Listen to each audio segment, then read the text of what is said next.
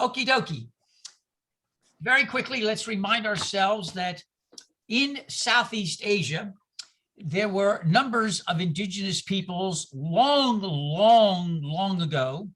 Homo erectus was in China 1.2 million years ago. Denisovians as a group were in the Far East and probably East Central, well, I want to say Central Asia, North and East Central Asia. We have the Yellow River and the Yangtze River as being a major early civilization. And below that, down in India, what we now call Pakistan, parts of Afghanistan and Northwest India, was also another cradle of civilization. These peoples have been here for a long time. We tend to forget that. About 5,000 years ago, YA, that's 3000 BCE, a Yamnaya culture, we talked about this, is a very interesting combination of hunter-gatherers that seem to merge, and it's kind of weird how this happened, with some pastoralists, and together they put together a culture, and in this mix of putting peoples together, they invent the wheel and tame the horse. And at that point, the nature of Homo sapiens changes because people now can be on the move and migrate. And if you remember the map, they moved west and they moved east and they moved north and somewhat south. And the result is we had all kinds of people merging with new people, and the offspring being several generations later, an interesting combination of early Homo sapiens, Denisovians, and Neanderthal. I also pointed out to you last time they found some skeletal remains in Israel, and they realized there are other skeletal remains that they didn't identify, and they putting them together and find out there is a third group of Homo sapiens or Homo something that is not Neanderthal, it is not Homo sapien, but it is alongside of and parallel with and interbred with both. And all three used the same types of tools. All three were very artistic, and all three were much involved with interbreeding. So any of you who felt that probably was more interbreeding with Neanderthals than we're probably aware of are now correct. There was a third group as well. As this group is interbreeding and merging, ultimately about 1500 to 1700 to 2000 BCE, that's 4,000 years ago, this group will begin to migrate through what we call Iran into the Arapa area, the Arapa Indus Valley culture, over a series of waves. And with them, they will bring their own cultures. There will be groups that are already there that have their own ideas. And between the two, about 2000, 3000, 2500 BC, they begin to talk and orally merge these different cultures, these different ideas. Now, for those of you who've ever studied the Hebrew Bible, let me digress for a moment. You'll notice that at one point in the Hebrew Bible, God is always referred to as El, Elohim, El Shaddai. Then you'll also see God is referred to as Yah and Yahweh. And then you see Yahweh Elohim, and it's obviously they took two different sets of talking about God and finally merged them. El was the head god of the Canaanites. His son, the storm god, was Baal. And if you ever looked at the Hebrew Bible, you're going to see all kinds of names ending in B-A-A-L. Everyone, where that came from? That's named after the storm god, Baal, who was the son of the god El. Originally, Israel meant let El rule. That was its original, the root word El. Again, you'll get Elohim, El Shaddai, and then ultimately, you're going to find when you mention Moses, that Moses ultimately has a group that will migrate out of northwestern Arabia in the Midian, it's called Midianites, Midian, and this group of mountains has a god called Yah.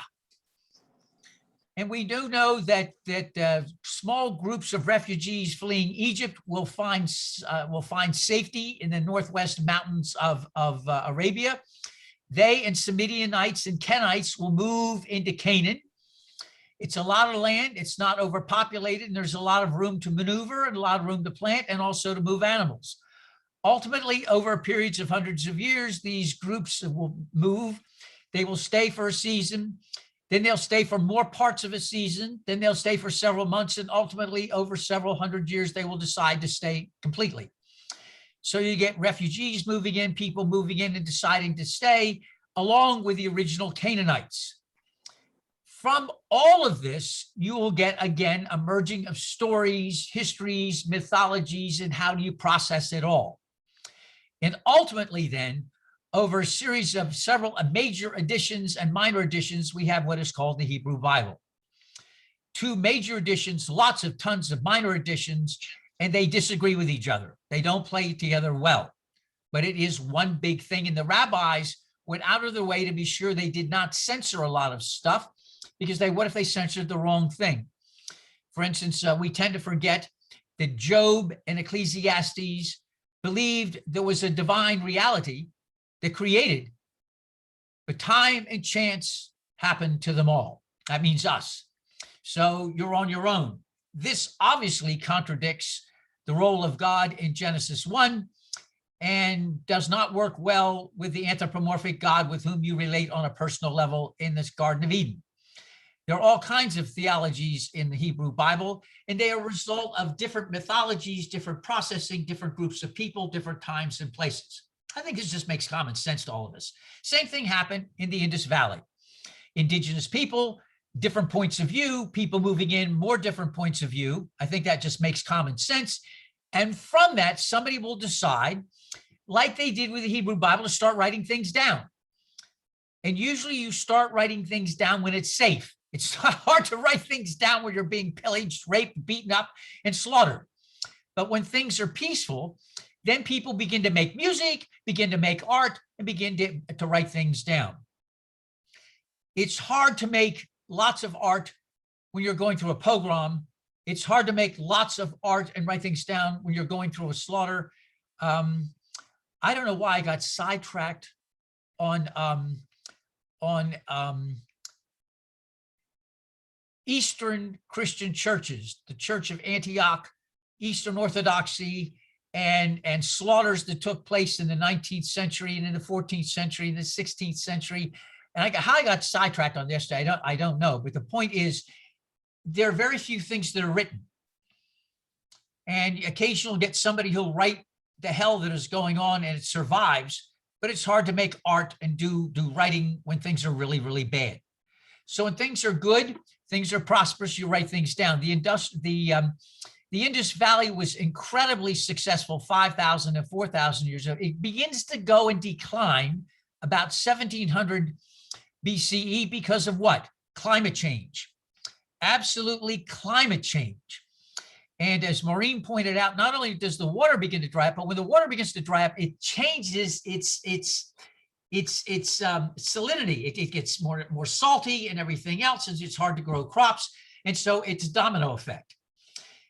As it begins to decline, though, it's still a powerful culture because it can still move some things. At this point, people begin to write down, if you might say, the synthesis of those moving in, Proto-Iranian people moving in from the West, moving east, and the indigenous, and they will ultimately result in about 1500 BCE, the Vedas. And it is a marvelous synthesis of different cultures, different languages, and different points of view. The Rig Veda is an idea of how creation began. And you're going to get other Vedas that talk about mythologies of gods and goddesses. And you're going to talk about one divine reality. You're going to talk about all this kind of stuff going on. And they become a bedrock of religious literature, probably the most extensive ancient religious literature we have. Now, interestingly enough, in going through where is my note here? In going through the Arapa culture, Indus Valley culture, I wanted to share with you, where is my note? Here it is. The Indus Valley tradition around 3000 BCE, there is a seal that is found from this area. And let me see where I can tell you the name of the seal. Come on, where did it go? Where did it go? Where did it go? Where did it go? This seal is about yay big. It's a seal about this big, and in it, somebody is sitting in a yoga position. So the idea of somebody doing yoga and sitting predates the Vedas. It's found in a seal in the Harappa culture of the Indus Valley that predates the Vedas. In the Rig Veda, yoga is mentioned. Now, the problem, of course, is the term yoga has been defined in various ways in many different Indian philosophical and religious traditions. So we say the word yoga, and you need to know there is total disagreement as to exactly what the word means. And I'll get to that in a moment. We know that over a period of time, various practices evolved. Originally, it was thought the word yoga meant yoke. How do you yoke with the divine? Others said in a more traditional way, it meant consciousness, or how do you concentrate on yoking, or how do you concentrate becoming one with the divine? Today, most scholars in the textbooks, the textbook I use say, keep it simple. It means how does a person yoke with the divine? And as you can imagine, there are a gazillion ways you can do this. The classic three of these in the Bhagavad Gita are three. Ultimately, there'll be five classic ones. Karma yoga is the yoga of action. We'll discuss this in detail in a moment. Bhakti yoga is the yoga of devotion, and Jnana yoga is the yoga of knowledge.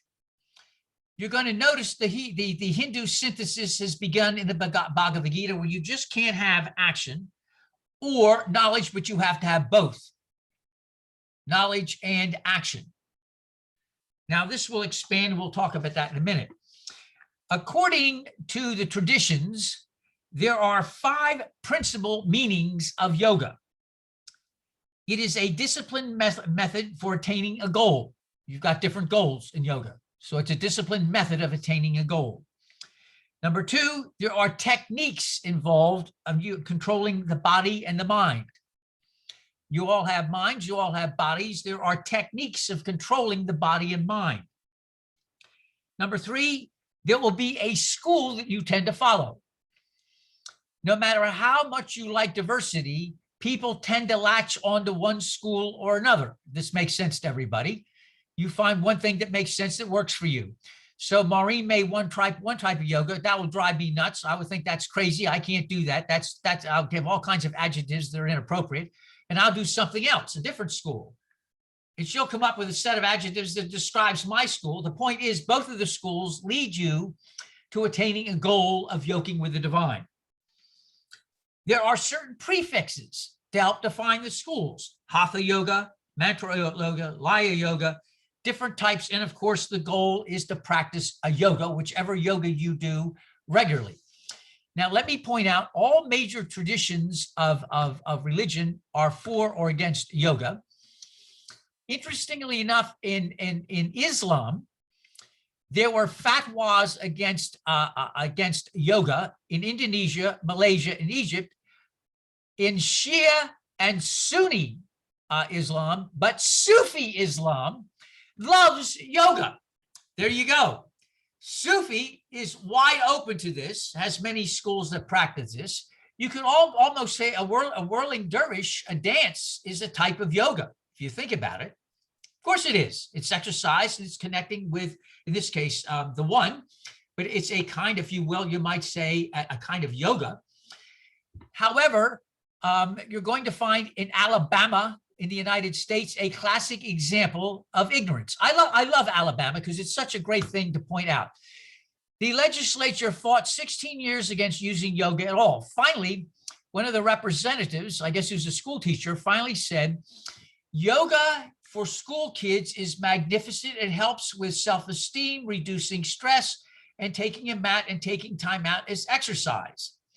So the legislature this year allowed yoga, providing there is no namaste or namast, no mentioning Hindu at all, and nothing to do with this kind of weird religion.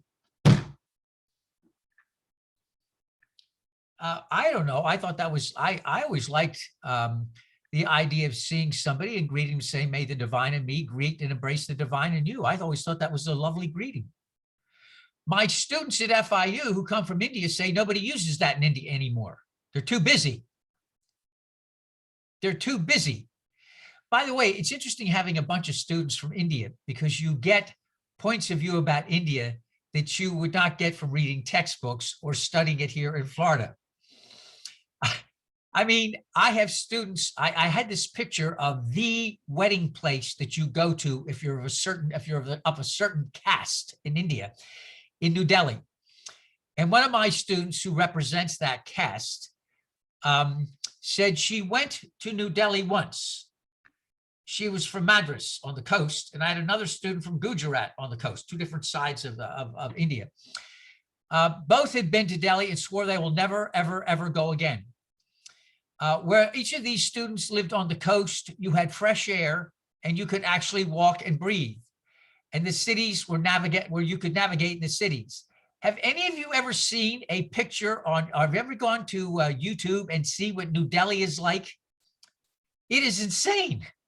It is absolutely insane. I mean, there are a gazillion people on the street, cars, cows, rickshaw. I mean, it is incredible. I mean, it's Mumbai's the same way. Yes, Mumbai's the same thing. If you've ever been to Mumbai, it's like this slum in the very center of the city, and then around the slum is all this wealth. It is insane, and the congestion. So my Indian students who don't live in Mumbai or Delhi or New Delhi swear they will never, ever, ever go again. So I said, what about Namast? How do you pronounce this? Namast? Namast? They said, nobody uses that anymore. And I said, what about the great tradition of may the divine in me embrace the divine in you? And they had no idea what I was talking about. Yet they all wore the Hindu band, the little thing that you wear around your wrist and your anklet. Hindus' yogas are considered an anathema by some Islam, but not Sufi. They are considered anathema by fundamentalists and fundamentalist Christians. All of this I find fascinating because I guess I don't understand how you can find something incredibly healthy and be angry about it. I guess I must be weird. Let's go start back then with yogas. There are many, many schools of yogas.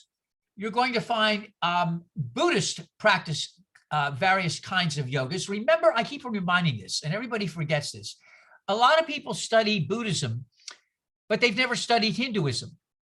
So when I say you've got to understand a lot of Buddhism is a riff off of Hinduism, they look at me like I'm nuts.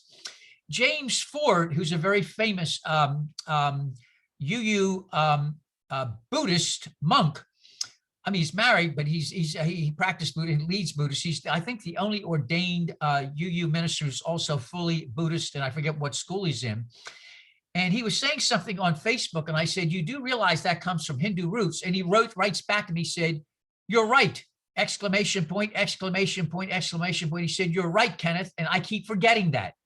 I keep forgetting how much the Buddhism we talk about is indebted and it is rooted in Hinduism.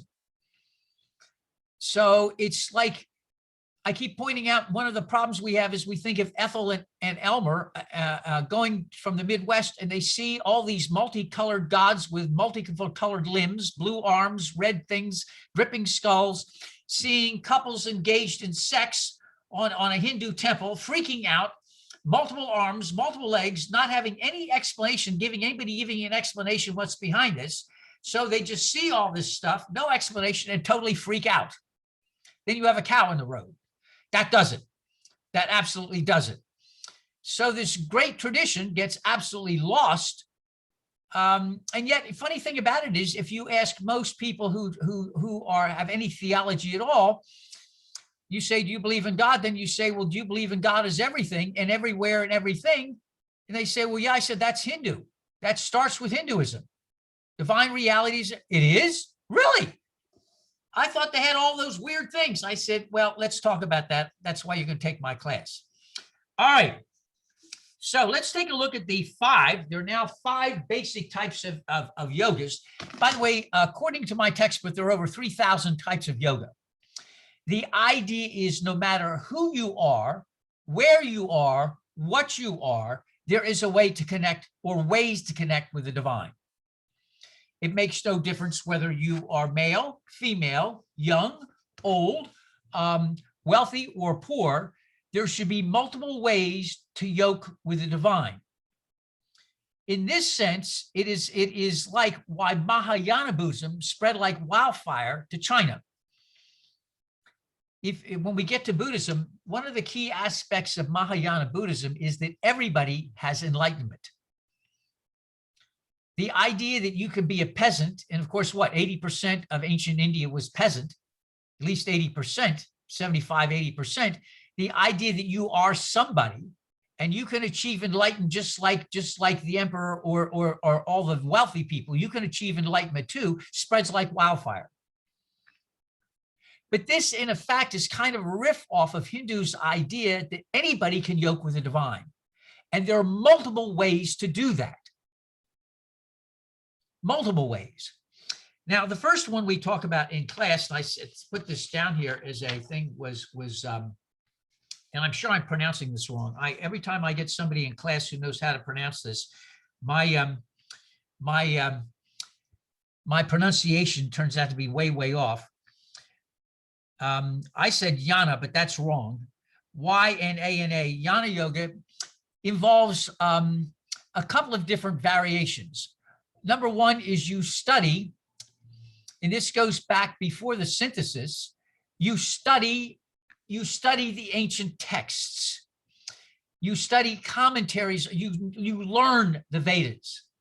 You study the Vedas, and 1,000 years later, in India, when the Vedas didn't make sense to the overwhelming majority of the people, there was an attempt to re-edit all of this and put it in one book called the Upanishads. Upanishads means to sit at the feet of, like you're sitting at the feet of a guru.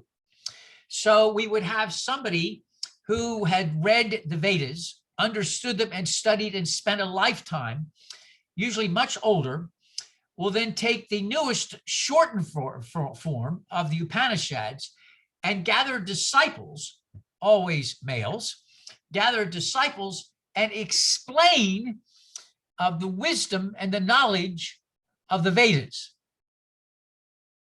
And then begin to explain what Brahman is, begin to explain what Atman is, begin to explain how the journey is absolutely essential, begin to explain what liberation is, and explain how your behaviors count towards bringing the Atman and Brahman together. Then all that goes into that, you study that and study it and study it. And so you're going to get disciples of disciples who will then go out to other villages and teach. Now, there's another form of this too, which I throw out to you, and it starts, believe it or not, with our Neanderthal cousins. In every Neanderthal village, it turns out there was a circle kind of apart from the village, where just about you find in every major Neanderthal village, this thing was set apart, and finally they figured it out. This is where the resident shaman, doctor, historian, and librarian, all wrapped up in one, lived. It was understood in every Neanderthal village there was somebody who kept the wisdom, kept the history, kept the knowledge, and with that came herbs and herbology and medicine and everything else. They were, if you were, a walking resource, a mental resource of all the things, and they would train somebody to follow them in their path. Even the Neanderthals realized that you needed to have somebody whose calling it was. This is what they did. You had a hunter, you had gatherers, you had those who watched kids, You had those who cooked. You had those that cleaned out the cave and stuff. Everybody had a job, but somebody's job was to try to heal the sick, to keep knowledge of who we are, where we don't go and why, what we don't eat and why, what can help us when we're sick. That person was a combination librarian, resource person, doctor, priest, shaman, all of it wrapped in one. So in antiquity, in our ancient cousins, it was understood we need a resource librarian. Does that make sense to everybody? So there will be people who, and I asked my class here, is there anybody here? I hope you'll get a kick out of this. I said, there's anybody here who's actually come to college just to really learn? And I may get every couple of classes somebody who's just generally that way. They are a resource of fascinating knowledge already. And I say to my students, why are you really here? And it reminds me of ancient Hinduism. You know, forget the journey. We're not interested in the spiritual journey of how do we work our karmas so we can necessitate the Atman and Brahman becoming closer together in fewer lifetimes. No, it's how do you get more toys? So I said to everybody, all right, what is your real reason why you're here? And my students will say, well, because to get a degree. I said, you want a piece of paper? Yes. Okay, so you're Miami-Dade College, so you get a piece of paper, then you're going to go to a four-year college to get another piece of paper. And they said, absolutely. I said, now, will some of you find that you need more paper than that? And several said, yes. And then somebody said to me, Dr. Claus, what about you? I said, do you really want me to answer that? And they said, yes. Why did you go? I said, for the same reasons you did. They said, you what? I said, yes. I said, it is one of the great embarrassments of all time to point out the reason I went for a doctorate is not because I was looking for more knowledge. It's because I knew where I wanted to get to. They wouldn't even look at you unless you had the doctorate. And to show you how shallow the system is, do you know not once in any interview I have ever had, did anybody ever ask what I did for my master's or my doctorate that really spoke to me? Not once. They didn't care what my grade point average was. That never even came up. They wanted to know where I went to college, where I went to seminary. And in our tradition, Union Theological Seminary was just as good at or better than Harvard in the tradition I grew up in. That's at Columbia, for those of you who didn't know Union. That's where Paul Tillich and Reinhold Niebuhr and all the biggies were. And then the kind of doctorate I have, a professional doctorate, was a dime a dozen. So I went to the hardest place that had it because I knew it would make more sense. So when I said I got my degree from Boston University, that ends all discussion. But nobody ever asked what spoke to me. So the system, in one sense, is incredibly shallow. It wants you to get all this education. The funny thing about it is, the best education I've ever got is working with people.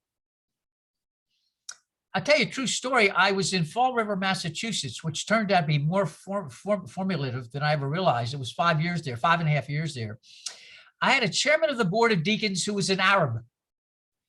His name was Ed Smith. It turns out his great-grandfather was Haddad. And when he came over to Ellis Island, they changed Haddad, which was like Smith in Lebanon. So they changed it to Smith. So Ed says to me, he says, I'm going to teach you how to be a minister. He says, you get really into things. He said, I want to give you some advice.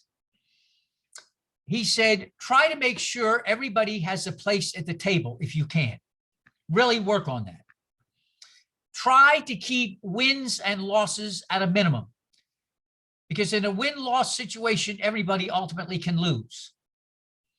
He said, try to understand that compromise with integrity is an art form. And he said, you know, because you can get really aggressive, you can get really out there. And he said, you know, if you're a little more compassionate and see the other side better and work with people, you'll bring more people with you. And he said, if you're really known for trying to compromise, that one time you have to put your foot down and say, no, people will really listen to you. Because he said he really works for compromise. That's his thing. And if he says, no, this is it, then people want to know why you're really saying that. Now, listen, that's what he taught me. That was from 1973 to 1978. And I remember it like yesterday. Very practical stuff. And he was chairman. That's what I found that I learned the most from working with people. The mistakes I made, I learned from working with people. The good things I learned from working with people. And I've told you before, the reason I went off to rehab is because I listened to people. So the good stuff I learned.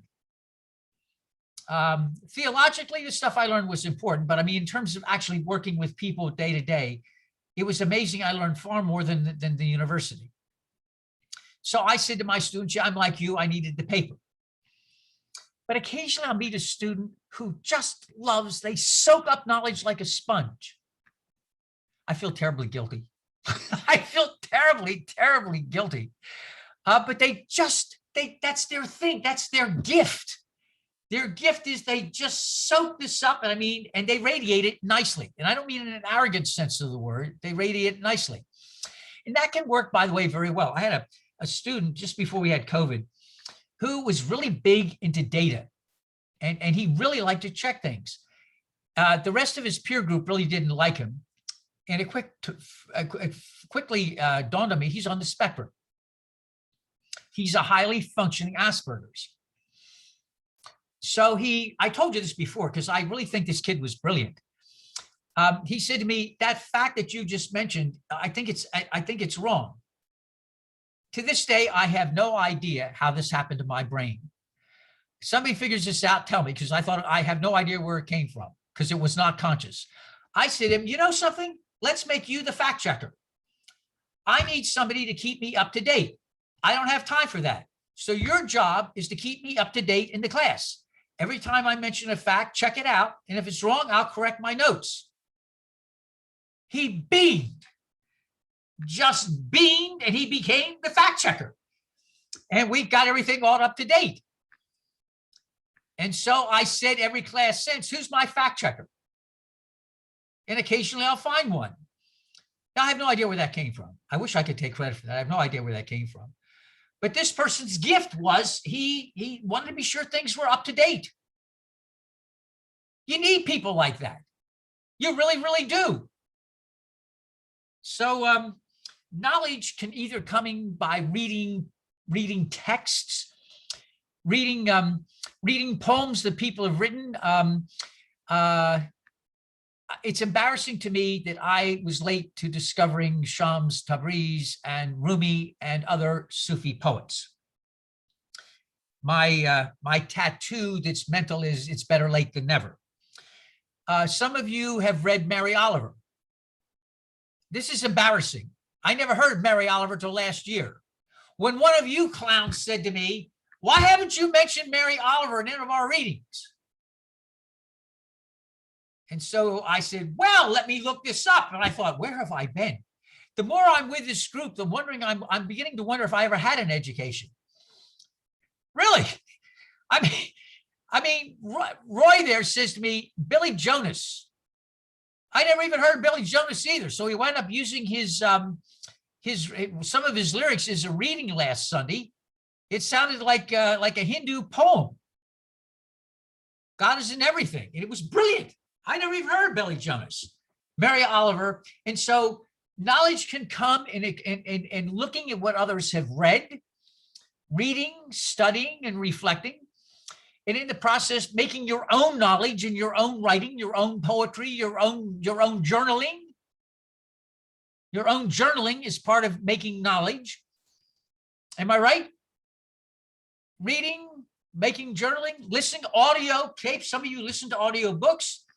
Some of you listened, last Sunday when we talked about mindfulness, we actually played a lot of music that was quiet and peaceful. It was lovely. I mean, I've never had a service where all we did was listen to peaceful, quiet music. And I was thinking I had to do that every quarter and just say, that's it. This is time out. This is going to be peaceful music Sunday. We're going to just take time out and just because it was lovely. So knowledge and study is considered one way of doing yoking with the divine. So for the bookworm, the knowledge person, the one I know some of you do this. You look up an article in Wikipedia, and the next thing you see something, and you click on it, over here, and a half hour later, you are so far from where you began. You're laughing, but you couldn't help yourself. Have you ever done that? You see something and you click on, and you're over here, and the next thing you know, you're down the rabbit hole and enjoying every minute of it.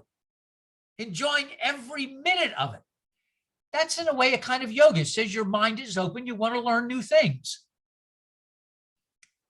So that is one way that is considered a blessing and a gift. Now, on top of that, the blessing and the gift goes, I might say, with some humility. I think the one thing that nobody likes is a know-it-all. There's a difference between genuinely sharing something because you're excited about it than coming across as arrogant. Thank God in this group, just everybody here is pretty good at, it's not pretty good, is really good at sharing stuff. You ever notice that when people share things, it's, hey, I've got some Yaron cases, everybody interested. You throw it out, and it's an interesting way of learning things. But too often I found it in the academy, at the university, there's a lot of arrogance, not much humility that comes with the quest for knowledge.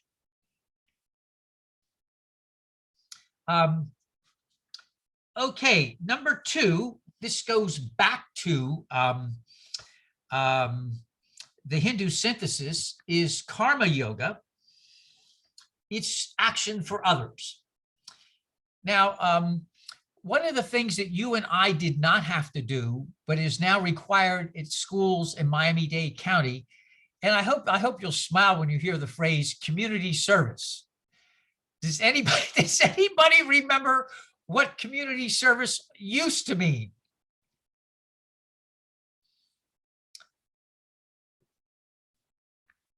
Yes, so let me get that text. Well, let me pull that chat up here. Roy just had something. I didn't get all of it. Let me see what that said. It's yoga is an experience, so there's a bowing of the mind in service of the heart. Yes, got it in one. All right, community service used to be, when I was growing up, when you went to court, punishment. Yes, Daniel remembers it was punishment. You had 500 hours of community service and a huge fine and. Today, that still is part of a court function, but most of the students today growing up don't know community service as punishment, although they may think that way. It's required to graduate from high school. In Miami-Dade County, now, I don't know if any of you have that where you live. I don't know if Roy has that. I don't know if AJ has that where she's living, anybody else you, but in Miami-Dade County, to graduate from high school, you have to put in 100 hours of community service. It has to be verified. You have to pick something that is generally giving back to the community. And my youngest grandchild has already done over 100 hours. She started early. Okay, wait a minute. Maureen threw a chat. What do you add? You had an epiphany. What does it say? I couldn't pull it up. What does it say? Yeah, I heard the old chestnut, vengeance is mine, saith the Lord, which just suddenly struck me as another way of restating karma, right? What happens is ultimately in the chain of, the rebirth and the divine reality, meaning, that why should you try to get vengeance on somebody, because ultimately their karma will catch up to them. I just had that thing. It's like, I've heard that saying so many times, but I finally linked it to Hinduism. That's one way of looking at it. They're like everything you find in the Hebrew Bible, there are going to be multiple interpretations. And I'm also on the spectrum, Roy. I'm a high functioning, one of those Asperger's people myself. Well, you and I have always been such good friends. Yes. Well, the high functioning Asperger's. Yes, AJ. Well, I was thinking of community service, long time ago. I probably still do it in some ways now, but when I was in high school, I was a very active senior Girl Scout, and to earn certain badges, in certain ways, you had to design a project that you could serve others, particularly some younger scouts and things like that. So that's what we considered, community service. So in high school, I would take time on weekends and things to work with the younger scouts and teach them, whether it was knot tying or, camping and something like that. So yeah, I was involved in that a lot. It was very rewarding. Some people we find, we talk about that. It's interesting how you can be service to others. Now, for on the spectrum, for instance, if I wish I almost had people that were fact checkers and others that could help me in every class, because that's something they do really, really, really well. That student just, that was his gift. And it was really, really helpful. And I was saying to the class, no matter where you are, who you are, there is something that each of us contribute that we need. I don't have time to check that stuff, and it can be kept honest. I needed somebody to keep me honest. So I said to the class, he is integral in keeping me honest for the rest of you. I think that's probably the first time the class ever thought of that everybody is needed in all of this. You're all needed. My grandson is on the spectrum, and he builds. One of the things he does is he's really good at building computers, and he's really into tech, how you build tech and make tech. And I'm not sure why, but I get him to laugh. He says, our daughter says, I don't understand how he gets you. Nobody gets your humor, but he does. And he says he gets things you say. I wish you could have seen us trying to build this computer. I was telling him about AMD gaming processors, which annoyed him because he had not heard about AMD. Then he had to go look it out, and he was annoyed that he hadn't found about AMD gaming processors. Then we got in a discussion about parts. And it was a riot to watch him process why he thought part A should be there. And I said part D, and how he finally compromised on the major stuff. It was really a riot because he brings the things naturally. He sees stuff that I don't see. One of the things about his gift is he sees things. I look at a motor and I love Jeeps. Before that, I loved BMWs. I drive Jeeps because they keep me safe. I open up a hood, and what I see is proof that God hates me. I have no idea what this is under a hood. I look at this stuff and I'm thinking, if my life depended upon trying to find the oil stick, God forbid you try to find an oil stick to see how much oil you've got in the car. I mean, seriously, an oil stick? I mean, I'm good at finding where the washer fluid goes. Do you realize a 2-year-old could tell you where the washer fluid goes? I look at these things and I have no idea. I remember I had a very basic Jeep Wrangler with a basic motor. And I looked at it and was absolutely flummoxed. And my grandson can look at motors and things like that. He sees things that I don't even see. And so it reminds me that everybody has gifts. Yeah, it used to be much simpler under the hood. That's right. I remember the classic Jeep I had. It was very simple. You look at a BMW today, and I don't know if how much of it's computer. Doug, how much of that space? How big is the computer to run a BMW? It's all computerized. You need a laptop to diagnose anything anymore. Really? Pretty much, yeah. I mean, it's all electronic. Yes, there's mechanical valves and everything in the engine, but they're all timed electronically. It's the only way to achieve the emissions requirements. What about with the Tesla and things like that? Is that all electronic too, with the battery? Oh, yeah, even more so. There are fewer mechanical parts in an electric vehicle. I am so had. So the idea then of community service is how somebody community service would be to take my Jeep or my car and take it and fix it, because I wouldn't know how to fix it. Real community service, though, is how you give back to others. And that's what we're really talking about. An example would be, we have, yeah, Roy. We're touching into something that is very close to my heart. I'm trying to ahead. quite get at it. It's close. It's like, there's something about, being, I think it's human. It's not just people on the spectrum. We all get into our heads. I think people on the spectrum do it more maybe and have a tougher time being in their heart and being fully human. It's kind of like the Mr. Spock thing from Star Trek. But we all, as human beings, suffer from that. And it's lonely. It's a lonely place to be. And the spiritual journey is one of connection. It's one of going from the mind to the heart. And you can go through the mind. I know this from my Jewish, I'm born Jewish. So it's like those, the times I was with great rabbis who really understood this stuff. It's like they would typically do it by going through the mind to the point where you break the mind open and then you're in the presence. And as a Sufi, it's more like yoga, like you said. It's like an experience that takes you there, and it doesn't have to be whirling. It can be internal. I mean, there are thousands of ways of getting there, and actually, that's one of the things that it says that Rumi said. There are 1,000 ways to kiss the ground. Yeah, I'm thinking of community service, about how we give to others, and I'm thinking, like, for instance, in Miami-Dade College, Miami-Dade, the county. There are a number of after-school programs. And I think one of the things that people don't realize where we live, and I'm sure it's everywhere, is that poverty level is high. I don't know if you're aware of the fact that we have a very high poverty level in Miami-Dade County. And the city of Miami has been one of the top 5 poorest cities in the country for a number of years now. The city of Miami proper. We may think of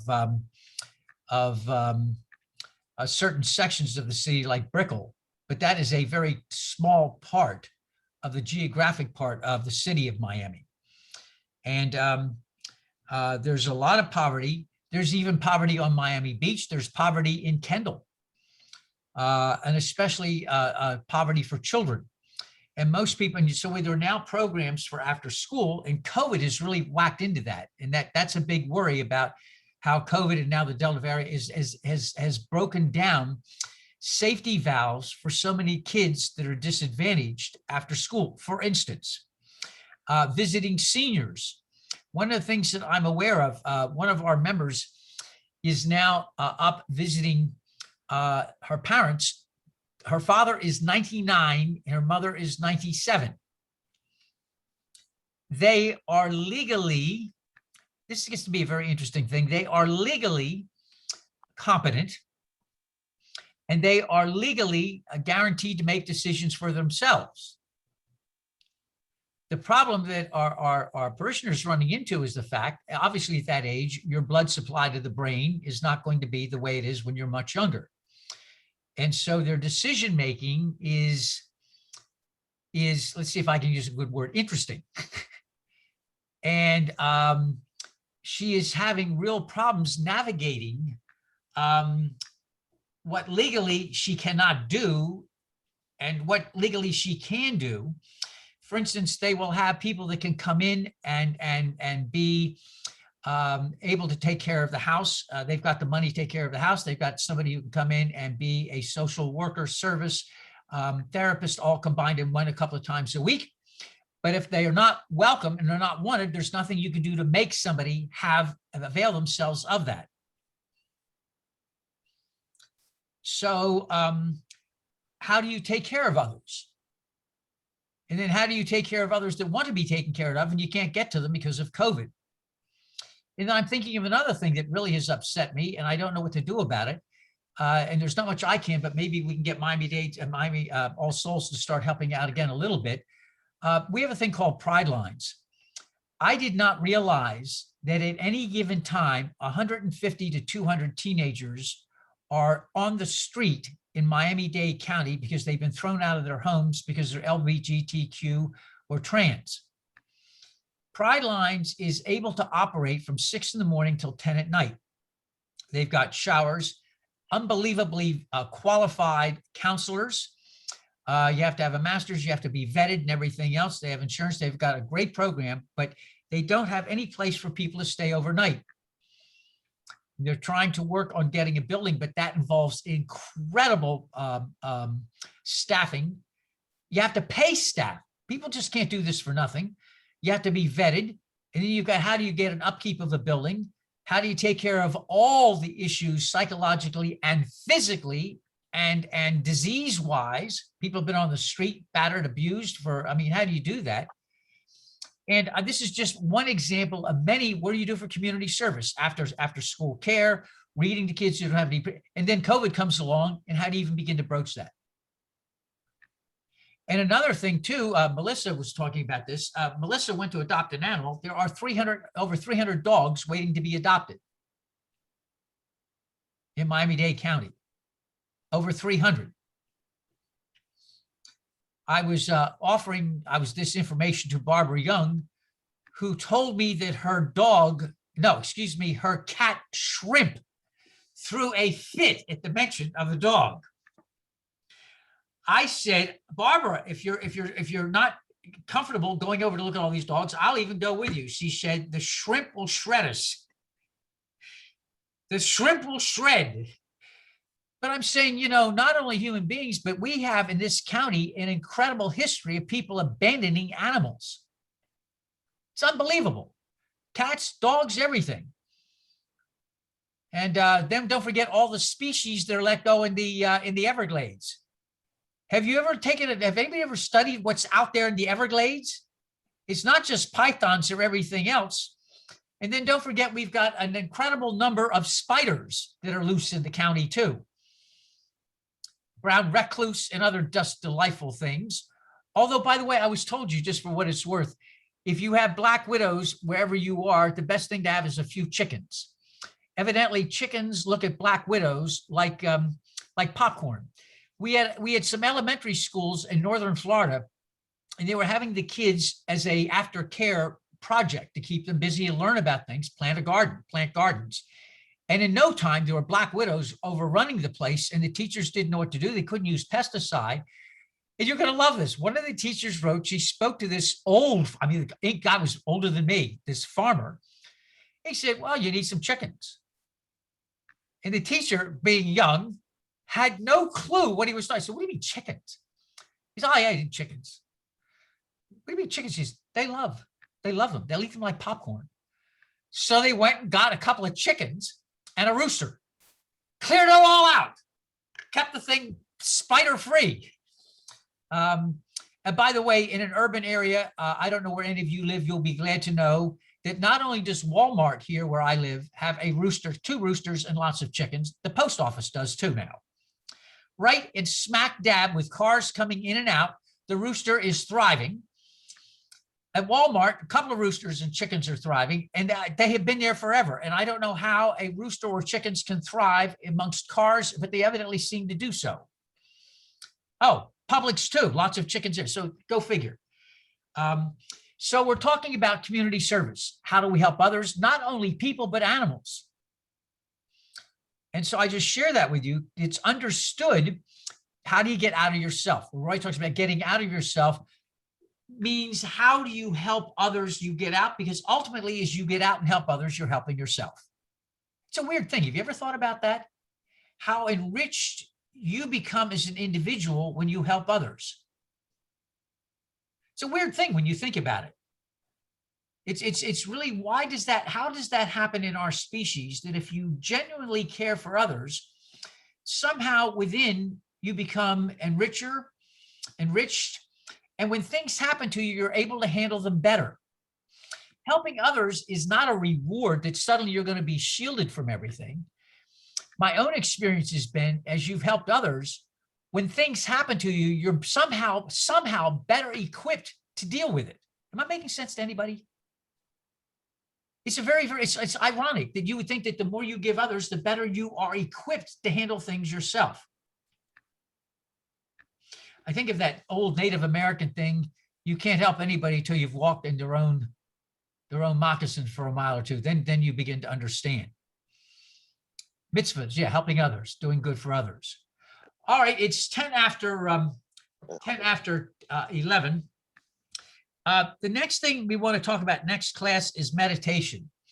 And I want you to tell me what you think about meditation. Be prepared to speak a lot next time. I do not handle meditation well because I fit Hinduism saves me in terms of hatha yoga, but many of you have practiced meditation in terms of seated meditation. And I would be interested in your sharing your experiences. And so I want to talk about meditation and then hatha yoga exercise. Oh my God, what is that? What is that?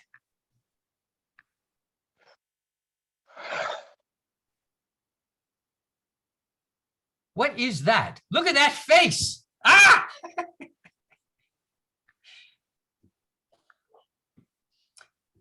AJ, what is that? That's my cat, Luna. That's the name of Melissa's dog. I know. And There she is right there. Yes. yeah, she wanted to be part of the last few wisdoms that you were going to share with us. Look at Luna. Luna fits right in there. Look at that. Yeah. Yep. Anybody else? We've got the two dogs. So anybody else? Ron, do you have a dog? No, I don't, but I'd love to. You know, I've had dogs and Bichon Frise mostly, right? I think you remember that. Yeah, they look like these dogs are incredible. They used to be on boats and stuff, like sailing frigates and stuff. They look like little lightweight fluff balls. They're strong as a cannonball. Strong and They can fearless. go anywhere. I mean, you look at them, you think of some poo-poo, foo-foo lapdog. These things are strong as an ox and like a cannonball. And fearless. Mine used to go into the bushes in the tropical rainforest, and I'd say, I'd be screaming after them, and everyone was like that. You're gonna get eaten by a snake, and they didn't care. They would just da, da, da, da, da, just real. I love dogs. They just live in the moment, and they're just brilliant. They're always happy to see you. Well, I want you to think about next time, by the way, if anybody is interested from time to time, giving a little bio, because I know nothing about anybody. I mean, I know some of you, a little bits, but we've got, as I said, we learn from each other. This is an equal opportunity learning. We all have very, very different paths, but the paths become essential in helping us all cope with life itself. I'll finish recording now. I'll send it out to everybody in a little bit. Be safe and well. I'll be interested in listening to your meditation experiences. So the next class, a lot of sharing, if you would, a lot of sharing. This is a weak spot for me in traditional meditation. So I will be learning from you next class. Exercise is where I come in. Seated meditation, yeah. So next class, I need you guys to carry the ball, share your experiences. All right. So we'll say goodbye to Maureen and Pat, Melissa and Doug in Munich, Mary Grimmy, big smiles. I keep reminding you all, her 2.5-year-old son next to the deacon is now our tech guy. It's amazing where time has gone. Roy gets up early. God, what is it out there? Gets up the crack of dawn, literally. A-Joy at Wisconsin. And Ron in outside of London. Karen Paul is with us in Coral Gables. John from Port Orange. Barbara in South Miami. Nick out in near the airport. We've got Kay in Port Orange, and we've got Tony Lee in Miami Lakes, and not to forget Daniel Sorkin, who is also in Forest Hills. So we see you. Forest Shrubs. Forest Shrubs, yes. Your Eminence, can you keep the Zoom call going so some of us can talk afterwards? Don't end it. We've Okay. done that a couple of times. Just Yeah, okay, let me keep see it if I can do going. this.